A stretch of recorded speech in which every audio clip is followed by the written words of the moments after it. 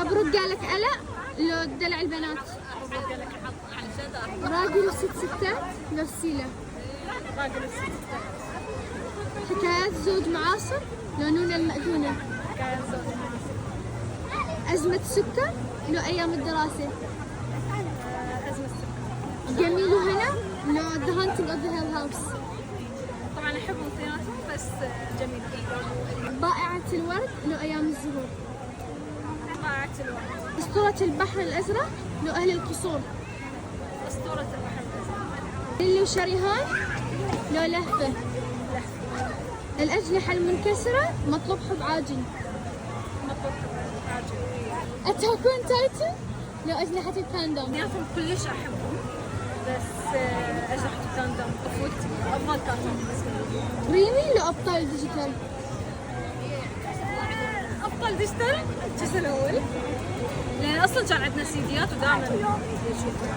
مبروك قالك ألا راجل وست ستات. مبروك قالك ألا. حكايات زوج معاصر أو أزمة سكر. أزمة سكر. جميل وهنا لو باعت الورد. ماكو مقارنة. جميل وهنا أكيد.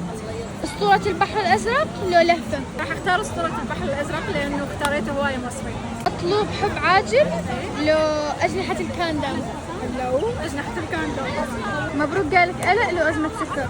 مبروك لك أنا. وطبعا السبب هذا عادي. جميل وهنا لو أسطورة البحر الأزرق. لا جميل وهنا. أجنحة الكاندوم لو أبطال الديجيتال. هو أفضل كرتون أجنحة الكاندوم بس يعني الريل مالتي هو أكثر شيء أنا عايدته.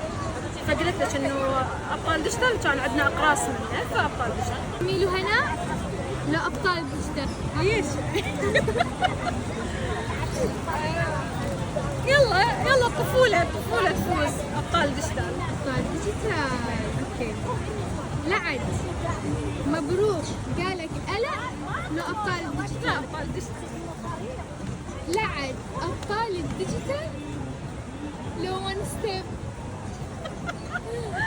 باي هذا السؤال لو سألته وأنا صغيرة كان أقول ليش طبعا أبطال ديجيتال ون ستيب منه بس ما نحن كبرنا يعني ون ستيب.